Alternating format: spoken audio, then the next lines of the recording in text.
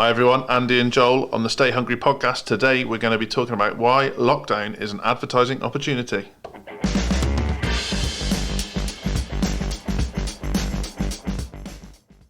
Andy, how you doing? Yeah, good, thank you. How are you?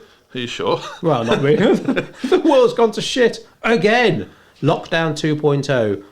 So we are... I haven't been drinking. I'm just sounding a bit chipper for some reason. Too many coffees. Yeah, it could be. I mean, let's not bury our head in the sands. It's shit. Lockdown is here again. But nothing you can do to change about that. So you can either be positive about it and fucking get on with shit, or you can just join the pity party on social media, and we're going to be the former.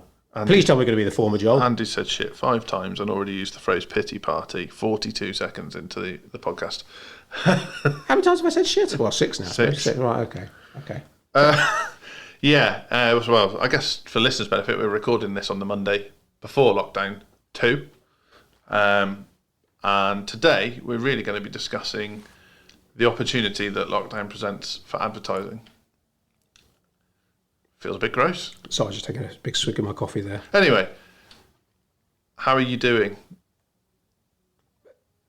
Considering, yes, good. All right. Good. Let's face it, we're not going to have the shock that we did when lockdown 1 happened, are we? No. And And we've been discussing lockdown 2 happening for how long? Oh yeah, now? I was going to say pessimistic Joel predicted this when we got let out after the last one. So well, when you see everyone just getting shit-faced together and stuff there. and being encouraged to. So yeah, and having loads of people around your house. Well, surprise, surprise, it's happened again. Your friends aren't immune just because they're posh. I don't even know what that means, but it's funny. It's something I could apply to my mother-in-law. Maybe it's like, when you play bridge, just because your friends are well-to-do doesn't mean they might not be carrying the virus, Jane. Yeah, it's not. Cleanliness in this country is quite a high standard anyway. Yeah, it doesn't choose people by class. Oh dear! I didn't know that was a thing. I don't have that issue with my family. Oh, here we go. So no, we're okay. It's we do what we did last time. It's happened. We'll have a rant and a moan, not publicly, apart from on our podcast, dear listeners, and we'll get on with stuff. And one of the opportunities out there is that advertising costs will be dropping. We've seen them drop already. Yeah. Because loads of businesses, the mediocre majority, will be having their knee-jerk reaction, cutting all their ad spend, and Google and Facebook will be like, right, we don't want to lose money. We'll need to make our offering even more attractive. Let's lower our prices. So genuinely, I've just mentioned to you that I can see the ads on my phone from a lot of clients on their own. The cost per impression, so the cost of what it costs to show your ads to people dropped through the floor on Saturday night. Wow. Which Boris's announcement was 6:30, 7 o'clock on Saturday, and already 5, then 5:30, then 6:30. 4, then 5, then 5:30. He was then doing 6, it around the rugby, 6:30. wasn't he? Well, I text my mum that. I was like, this is mental torture. I've been waiting for a press conference for 2.5 hours, and she replied back something along the lines of, "You silly plonker." He's watching the rugby. Yeah, see, I was sat there with Emma watching Die Hard, saying, "Oh, Joel will send me a summary later." Well, yeah. No. So, I thought you might think that. I was like, I wonder how long Andy's waiting for me to contact him. It's like, I refuse. I'll wait till Monday. I was going to contact you yesterday and just make sure you're okay. But you didn't. But then I thought, no. That's the reality of our relationship. It'll be too busy, like, watching the news. Yes. So you need to get into Die Hard again. Oh, no, yesterday was... Christmas is coming anyway, so it's Die Hard season. It's true. Gremlins, for me. Have the kids seen that? Gremlins? What certificate is that? Too scary, 15. Is it really 15? Yeah, it's proper gory, the first Gremlins. Is it? Yeah, she puts one of them in a blender. Oh, right, yeah, not a human, though. Puts a little gremlin in the blender. That's all right. Oh, cruelty to gremlins is all right, is it? Gremlins aren't real, Joel. I remember that funny... That's the mistake they made in the film, Andy. I just made a faux pas there, because it's not funny at all when that old lady flies off her stair lift. Oh, yeah, but isn't she the horrible lady? Oh, I can't remember. I just remember her flying out the window. Because she strings up his dog in the Christmas lights, doesn't she? Dear, that's not very nice. She's not a very nice person. Dear. Anyway, Die Hard or Die Hard 2? Die Hard 2's the airport, isn't it? Yeah. How could the same shit happen to the same guy twice? Well, 5 times now.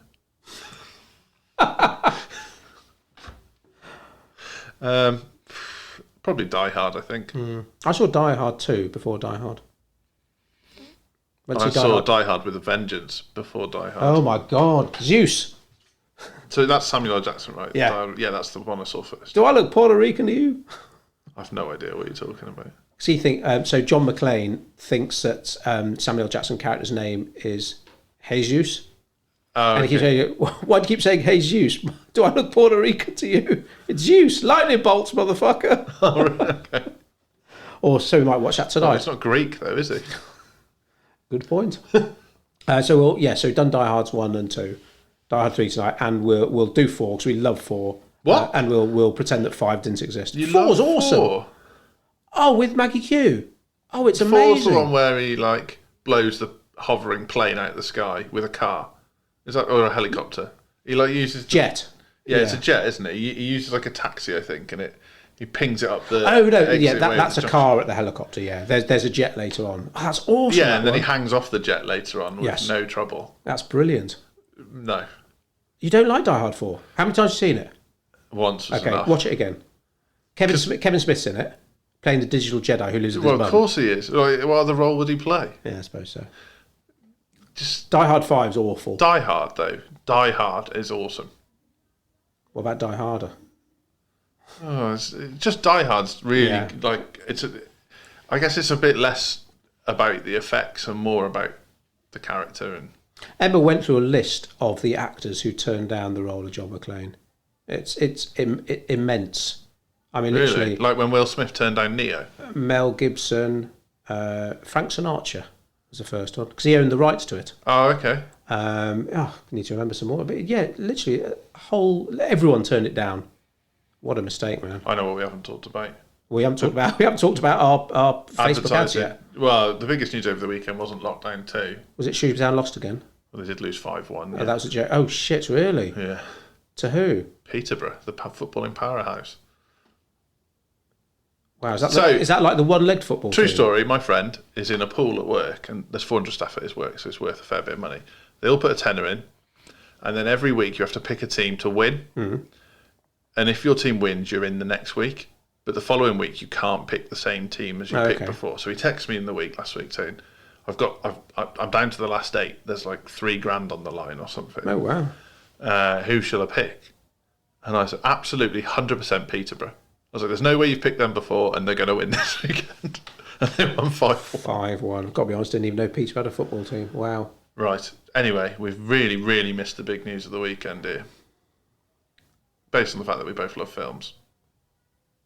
Oh, I don't know then. Rest in peace, Sean Connery. Oh, shit, yeah. God. 90, though. Died at 90 in the Bahamas. Obviously, I don't know how exactly he died, but sounds like that's probably how I'd like to go, age 90 in the Bahamas. But yeah, he was, awesome. Awesome actor. Yeah. My kids are upset, but you know why they're upset? Not a clue. Because he played Indiana Jones' dad. Oh, yeah, they've recently seen Indiana Jones. Nothing to do Have they with seen Dragonheart? I haven't seen Dragonheart. He's the voice of the dragon in Dragonheart. Really? That was my first introduction to Sean Connery as a kid.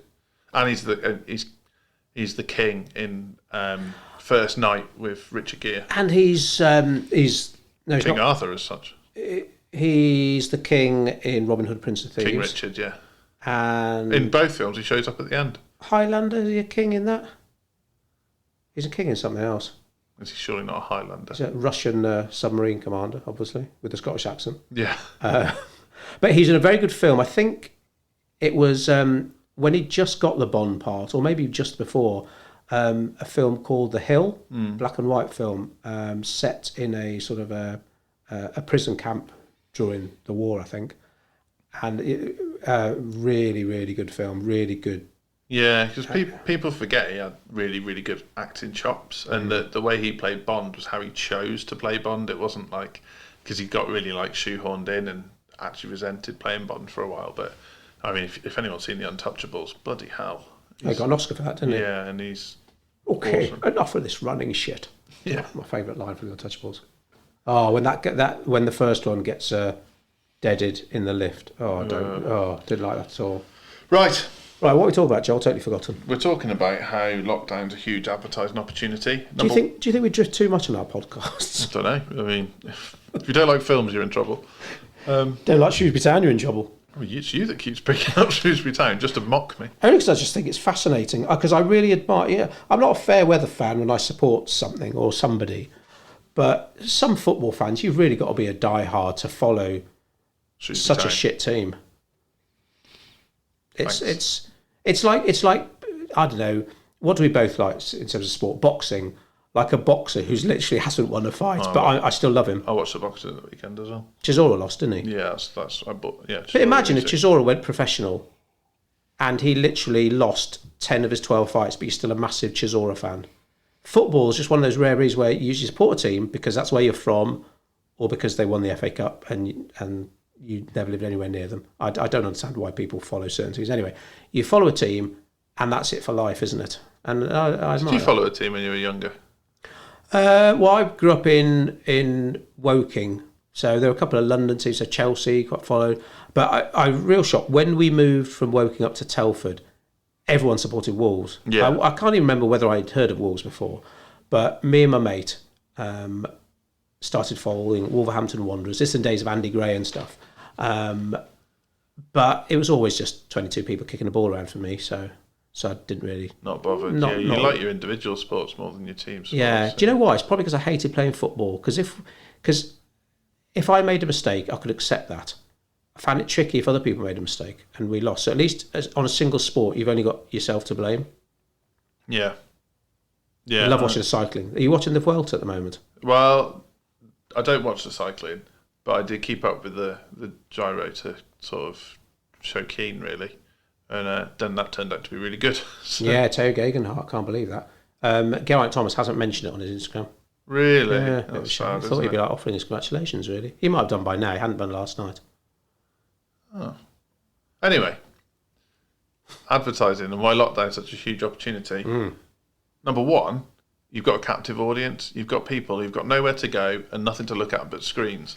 So show them stuff. And number two, the cost of advertising, as we're seeing already, is dropping through the floor because the real big boys, the ones that Google and Facebook and LinkedIn really care about, are slashing their spend, which presents a massive opportunity for smaller businesses who want to get great ad prices. Marketing, what did you say this morning? Marketing is not a non-essential spend. Marketing is not about peaks and troughs. If you've got a specific campaign to push or a specific product or service to push at a certain time of year, of course you're going to see a bit of a peak.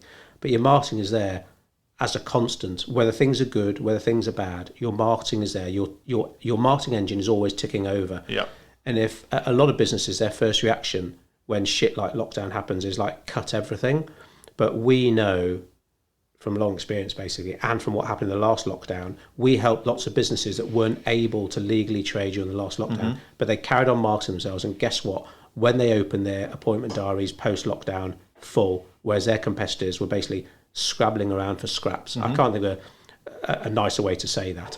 But yeah, it's just, it can be a very short-sighted way to look at your business. So like, shit's hit the fan, I'm going to chop everything. Staff, marketing, sales, everything. Yeah. I understand you don't want to throw good money after bad, but that isn't the answer. No, I listened to a podcast on the way in this morning, and the lady that called into the podcast ran a high-end audio shop. So she sold really nice speakers for fancy houses and audio systems and cinema systems, that kind of thing. And she said, it's exponential. Our marketing is exponential. The big thing is that people book a free appointment. They come into our store and we demonstrate the frequencies or the volume or whatever it might be. And she was adamant that that's what got her stuff over the line, and now she's shitting herself essentially because people can't come into the store. And the guy presenting the podcast said, what you've just said, is nonsense. Wow. And which podcast was this? No, it's Gary Vee. Okay. It was him and his business partner said, that's not true. And she said, what do you mean? She said, that most of the people that buy your product know nothing about the science of audio. So when you're saying to them when they come in for their visit, we can get a little bit extra out of this, or you'll notice that the bass just has got a lot more to it than other. They nod and agree and they smile and they get excited and then they buy the speaker. But the reality is they haven't got a clue. He said... Unless it was you. Well, but you'll get the one weirdo like me. Yeah. But Glad you said that. I'm not the target customer, am I? It's the person who's got more money than sense is the target customer. So they said, do what other businesses do. And she said, what do you mean? She said, well, when Apple launched the iTunes campaign, they knew they couldn't get across the fact that you could have 10,000 songs in a device. So they visualized it and they made it all colourful. And the fact was that the impact of the colour associated with the sound. And they were like, she was like, what do you mean? They were like, well, why don't you just offer 15-minute Zoom slots? People can ring up, and your passion for how good these speakers are, and the fact that you can talk about it, and the fact that you can showcase it against other leading audio equipment will provide an opportunity for you. And then they went into depth about how ad prices are dropping, and therefore actually experiential marketing can still happen. And we're talking about it now. One of our clients is they sell wedding dresses, and something that Fergus and our team is going to suggest to them, people could have virtual appointments through lockdown, because there's no reason you couldn't show them the dresses and warm them up to your business during lockdown. Yes, they can't come and try them on and get them right, but you'll have already done 90% more than your competitors have done. Wow, that's really cool. Yeah, it is difficult. It is difficult when you say. I mean, that I remember that the strap line, was it 1,000 songs in your pocket? Yeah. Just how that summarised everything. I love that one. It's such a great starting point. But like I say, we're always telling our clients now about selling the experience. You don't want to be a purely price driven business. I mean, unless your model is sell 1 million widgets for next to nothing and then just retire. Okay, but most people are in this for the long run. And if you're purely focused on price, as soon as someone undercuts you, and at some point someone will, your loyal customers will jump ship. They're not loyal to you at all. Yeah. They're loyal to the price. Whereas you're selling on experience, we have things like Zoom and Teams that to a certain extent can replace it or certainly get you through the lockdown. And like you say, it's going to be more than 9 out of 10 of your competitors are doing it. Yeah. What can I do that my competitors aren't doing? To be honest, what my competitors can't be asked to do, I talked about this recently a lot, that effort is such a high barrier to entry. We talked about setting up a podcast. Now, if it was to set up a podcast, you need to invest £5,000 in podcast recording equipment. That is a high barrier to entry. It'll stop a lot of your competitors doing it. But fuck all the equipment. The barrier to entry to setting up a decent podcast is being asked to do it once a week. Yeah. That is an equally high barrier to entry. And so many of your competitors won't bother doing a podcast. So many of our competitors don't bother doing a podcast because, just can't be bothered. Hey, it's Georgia at Codebreak. Thanks for listening to the Stay Hungry podcast. If you're hungry for more, don't forget to check out all the free marketing content on codebreak.co.uk. Cool. And there is a lot of free marketing content on Codebreak.co.uk. Hell of a lot. So if you're bored during lockdown... Well, I think we saw during the first lockdown, however many years that lasted, is that, it gave forward-thinking business owners the opportunity to reevaluate their business, see what they're giving away, see what they could do differently, do some proper competitor analysis, work out, right, what can I do? What can I do that my competitors don't do, can't be bothered to do? And again, not being different just for the sake of it. But as Mark Twain said, when you find yourself on the side of the majority, it's time to stop and reflect. Oh, we had that exact conversation just before we pressed record on this podcast. In terms of what do we do about our own marketing, pre-framing before an initial call? What do we do that differentiates us from competitors, but also perhaps means that the person looking at it it's not apples for apples. If somebody speaks to us, it won't be the same as speaking to another marketing agency because we're not interested in that model. And if you're a professional services provider, and you find yourself in the situation where it's you up against two people and it comes down to just 3 quotes landing on someone's desk, I tell you what people are going to do. Straight away you compare, or the potential new client of yours is comparing apples with apples as far as they're concerned. Yeah. And all they'll do is turn to the back of the 3 proposals and go with the cheapest. So you've got to differentiate yourself. Yeah, they'll go with the cheapest, or they'll go with the one that most stereotypically looks like what they thought they were asking for. And we've seen that this year where somebody pitched us against a competitor. And so we sent an email highlighting the differences in the 2 proposals because it was very important that they could see that it wasn't apples for apples, that actually we don't do what other people do, and much like that example of the lady that sells speakers, half the battle is not her showing off the equipment, it's her getting in front of the customer and giving herself the opportunity to talk them through. If someone's wealthy enough to install a mansion-wide home cinema system, you're probably going to have to talk to them a little bit first and explain and chat them through it and explain that, don't worry, your engineers will come and set it up to the optimum settings, and all you're going to have to do is turn it on, sort of thing. And it's one of the first things I was taught in business, I think, sell the appointment. If that is your type of business model where the best chance you have of converting someone is to get in front of them or to get them on the phone, whatever it might be, that's what you sell. And on that note, book a discovery con. Visit codebreak.co.uk. Like it. But that's the point, isn't it? The point being that now you've got that captive audience, and it doesn't really matter if you sell a product, because e-commerce exists, it's a thing. If you're not aware of that, you're in trouble. If you sell a service, you can still, as far as I'm aware, sell that service, some a bit more difficult than others, but either get that appointment as your hook and use that as a way of getting people over the line, and you can facilitate that over Zoom or Teams or whatever it might be, or get that product in front of people. So what do we say to the people out there who are listening, who are in a business that has been or is being forced to shut down? It's like a hairdresser. Can't trade. Now, we know, obviously, we've worked with hairdressers over the years. Yeah. And some of the numbers were frightening in terms of what we saw, the return on their ad spend. And in terms, to be honest, this isn't nice really, but a number of their competitors hit the wall because they chopped all their spend. And when lockdown stopped and hairdressers were allowed to trade, suddenly, oh shit, I better start marketing again. Well, too late. Our client's already ahead of the game. He's got a full diary. And you literally are, what did I say earlier? Scrabbling around for scraps. People will forget you quickly. That's the hard reality. Yeah. Even your favourite customers, John. Speaking of hairdressers, so this isn't a client, but a barber that you and I have both used, what he did in the last lockdown, which, if he's listening, I feel was genius, was his first step was he sold vouchers to his existing client base to book slots for whenever they did reopen. And what that meant was that anybody that wanted to support his business could. So that was pretty cool in the first instance. It ain't going to make your business survive, but it does put a bit of cash through. I've got to have lockdown hair again, I just realised now. A lockdown beard for me.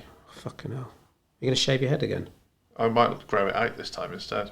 Wow. I'd love to see that. You're so mean to me. No, I really would. I'm intrigued. I feel like not excited. Stick in the dump by Christmas. Just looking like a right fucking mess. Anyway. Do you know what I'm picturing? Who's the Italian gangster in Prison Break? I thought you were going to say the guy out of The Hangover. That's all right. Bradley Cooper? No, never said that. In your dreams, maybe. The guy out of Prison Break, the one. No, not Fibonacci. The chap that looks like a muscly tea bag. That's what you mean, isn't it? The one who's got a goatee and like slightly balding but got long hair. Yeah. That's what I'm thinking of. Great. He's in John Wick 2 as well. It's like almost like a dark-haired Hulk Hogan. That's what you're going with, that, isn't it? I think that's still quite flattering. Well, okay. The point I was making. Hulk Hogan's quite an attractive man. I'm going to ignore you and plough on. Right. Oh, okay. The barber that we were talking about, that was the first thing he did. The second thing he did was he launched a range of hair and beard products under his own label, and he sold them as hampers, and so people could order them online. And then he went into vouchers and all sorts of stuff after that. Do you know what I love about that barber? They cotton on to the fact that even the happiest customers in the world won't automatically call up to book an appointment. So what he does now, you have your barber's appointment, and as you're paying, he says, should we book you in for next time? And he gets that commitment done there and then in your diary, job done. And he gets you with that every time. My massage therapist has been doing it for donkey's years. And I suppose for us, it's almost like common sense, because it's like, oh shit, my hair's getting a bit long, Joe. Oh, I must call the barber. But by then, God knows how much other advertising from other barbers you may be exposed to and think, oh, actually, I'm going to try that other bloke this time and go to his barber shop and see what happens. It's just smart. One of the simplest, most effective, it's probably old school barbers have probably been doing that trick for like donkey's years. Oh, to the extent where it's literally like, 10 o'clock on the first Monday of every month, I know who's coming through the door. Every 3 weeks I go now. But it's like, oh no. How often did you go prior to this barber shop? When you were just doing it ad hoc? Every 3 weeks is quite regular, isn't it? 5, 6 weeks? Yeah. Yeah. He's got you. Likes He's got to, you. yes, it's smart. He's going to do well, this guy. Now, not that I know the barbering industry really well, but I do know some, let's call them old school barbers. And yeah, it's a good job. They are close to retirement because they just wouldn't last. Some of these young barbers coming through now, they're clued up with their marketing. They're running their Facebook ads. They're getting customers' email addresses. They're having appointment apps uploaded to people's YouTube phones. channels. Yeah, it's serious. It's serious. Getting stuff. influencers in through the door. He's done that, hasn't So he? we notice he's got his lighting rig set up. So you come in to have your haircut, shit, these guys are on the ball. Look, there's one of those lighting rings, and oh shit, these guys are cool. Yeah, it's very, I asked him very about good stuff. that, and he said it's so he can see your hair better as well. Yeah, I'm in the other chair. Oh, Maybe he's trying to tell me something. Oh yeah, actually, yeah, I'm never using any of the model shots. Which doesn't surprise me. Return fire. Charming. You're like, Well, I should say, it'd be good, bit of diversity.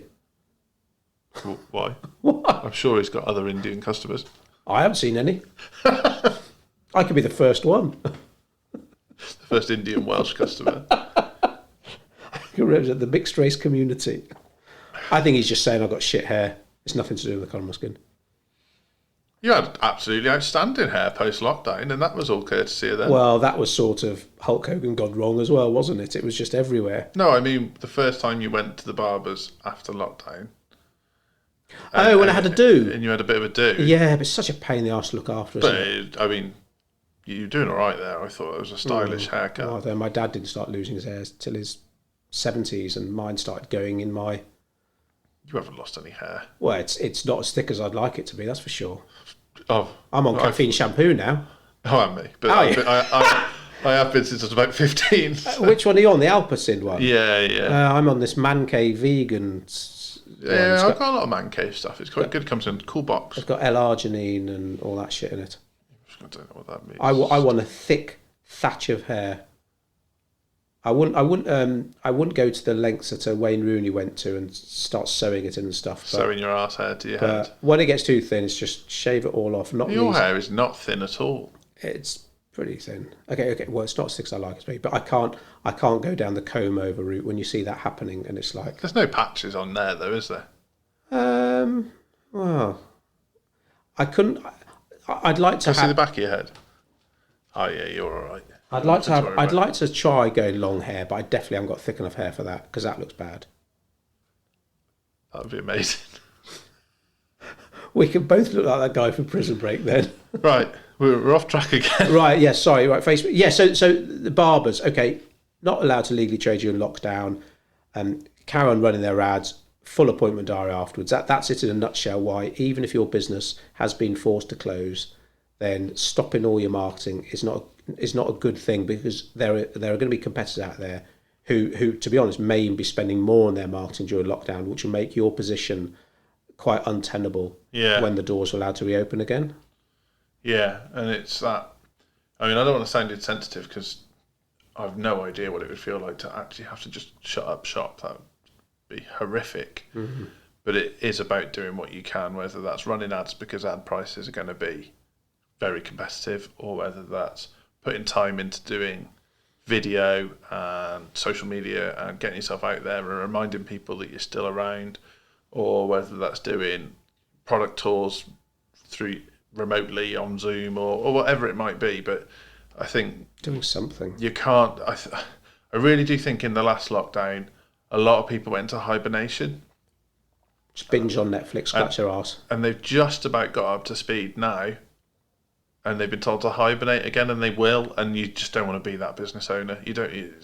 I mean, that's the one thing I know you and I didn't do, was take our foot off the gas. And to be quite honest with you, there were points where we probably should have done a little bit, but you really do have to keep yourself in front of people. It's as simple as that. If you've got any intention of having a business come January, Keep yourself out there. Take advantage of the fact that you've got a captive audience at the moment.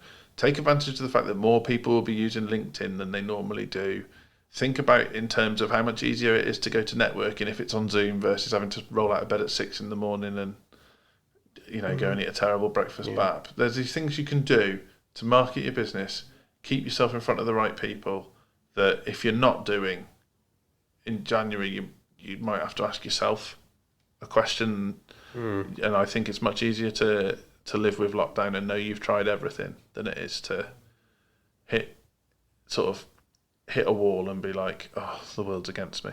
We were running free marketing clinics during the last lockdown, and each conversation had to start with us asking the same question: do you plan on having a business to come back to? And that covers everything. Because yes, right, you've got to fucking do something. Yeah. Learn, implement, whatever it might be. Like this barber we keep talking about now. I mean, he listens to podcasts all the time. He told me, oh, is this podcast guy? He's just started on the Stephen Bartlett one, Diary of a CEO. And it's like, don't want to generalise, not every day you hear your barber talk about the business podcast he's listening to and he's learning. Okay, yes, switch off. Watch a Netflix series. Of course, we all need to relax. We were telling our team, exercise, running, cycling, just going for a walk with the dogs. You must keep on top of your mental health. But you've also got to learn. There is something you can do, whether you're allowed to trade or not, that will protect and possibly even grow your business when you're allowed to reopen. Yeah, I mean, something that we've experienced in the first lockdown, and I'm sure we'll be going through this again, but you can go through your business with a fine-tooth comb. You can look at, it might be your marketing, but it could be your finances, it could be your processes, your systems, and you can start to look at where you can make improvements, those things that you were never, ever going to have time to do before. You're not going to get rid of me, are you? Well, Hulk this Andy bloke, what exactly does he do in the company? Yeah.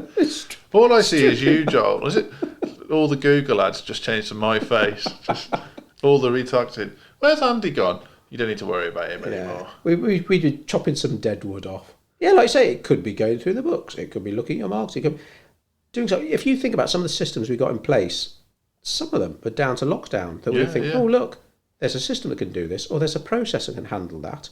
We can add stuff to the Codebreak bar, which means you don't have to continually train people the same thing. There is productive stuff you can do to make the boat go faster. I mean, I know I've said Discovery Call a few times now, but the way our Discovery Call system works, that would never have got built if it wasn't for the last lockdown. It's all automated. It'll be in our diary before we even know someone's filled in the form.